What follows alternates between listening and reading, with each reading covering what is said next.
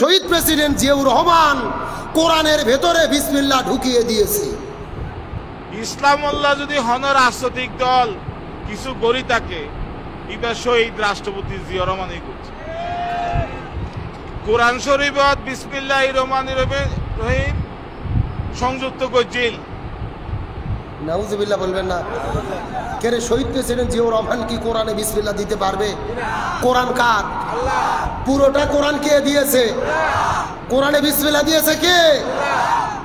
আপনি বক্তব্য দিতে গিয়ে এত বড় সীমা লঙ্ঘন করে ফেলবেন যে কোরআনে বিসমিল্লাহ দিয়েছে শহীদ president Ziaur Rahman. Limit cross. ভালো করে বোঝেন, শহীদ প্রেসিডেন্ট জিয়াউর রহমানকে আমরা শ্রদ্ধা করি, ভালোবাসি, তার জন্য দোয়া করি। তার কারণ শহীদ প্রেসিডেন্ট জিয়াউর রহমান বাংলাদেশের শ্রেষ্ঠ রাষ্ট্রপতি। তার মতো সফল রাষ্ট্রপতি কেউ হতে পারেনি এখন পর্যন্ত। মাত্র 3 থেকে 3.5 বছরে বাংলাদেশের নামকে তিনি উচ্চ শিখরে নিয়ে গেছেন। তিনি বাংলাদেশের সংবিধানে আল্লাহর প্রতি অবিচল আস্থা এবং বিশ্বাস স্থাপন করেছিলেন।